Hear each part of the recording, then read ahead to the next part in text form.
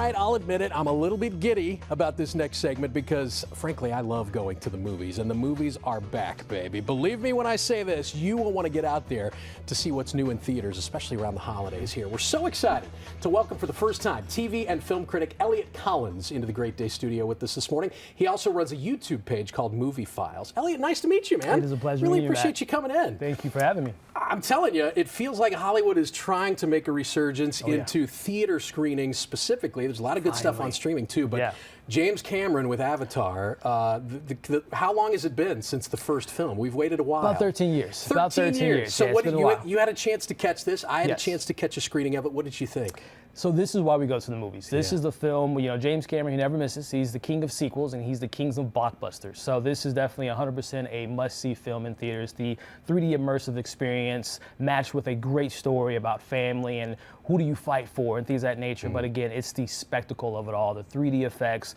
the visuals of the water and the different tribes. It is just what you go to the movies for. I love that you used the word spectacle because the first time I talked to somebody about it, that's what I called it. Whether you thought it was, you know, the best script writing and so on, you could talk about, but it is a spectacle. There's no doubt about it, which I think is what James Cameron was going for. The only thing I would say is that the 3D at times almost felt like, I guess it was my brain getting used to it because we don't see a lot in 3D, and it was almost like a really slick video game at moments, and then you kind of snap back into it. But it's 13 years, right? We don't see a lot of movies in 3D, so it does take you a minute to get used to, but once you're there, you're locked in. And I was buying into it, certainly, by the halfway point. Babylon, tell me about this one. This is kind of a, 1920s California culture? Yes. Story about Hollywood. This is brought to us by Damien Chazelle from Whiplash, La La Land, and First Man. This is his biggest film to date. This is ambitious. This is a film about movie making, which we love talking about movies. So this is diving us to a time of the 1920s where the transition between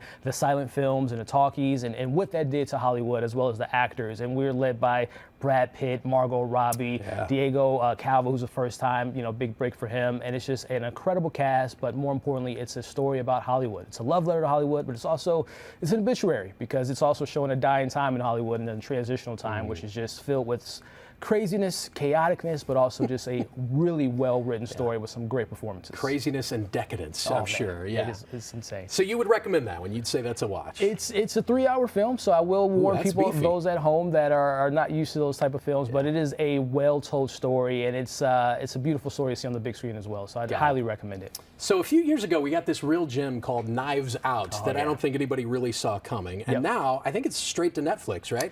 They had a small theatrical window earlier in November, but now it's coming straight to Netflix. Now it's on Netflix. So it's called Glass Onion, a Knives Out mystery. What did you think of this one? This is a lot of fun. This is a lot of fun. I mean, this is brought to us by Rian Johnson, who's the writer and director, known for his great, clever writing, but also great characters. And we have Daniel Craig back. We all know him from Bond, but this is, he's retiring that character, and now he's in this new role. And he has a whole new cast to play around with this time around. You have Edward Norton, you have Dave Bautista, Janelle Monáe. The cast is incredible, but it's the story. It's Rian Johnson's story that just keeps you intrigued. You're looking around each corner, wondering what's going to happen next, who's going to live, who's going to die. It is a fantastic, but also hilarious film at the same time. Highly recommend this one on Netflix. That's great. A lot of people are already subscribing to Netflix, so you can just kind of chill out this weekend and take it in. Elliot, thank you for stopping by. Really appreciate it. Come back soon, okay? Will do. All right. We're going to post a link to Elliot's YouTube page, which is on your screen right now. We're also going to post this entire segment at KMOV.com/greatday right after the show.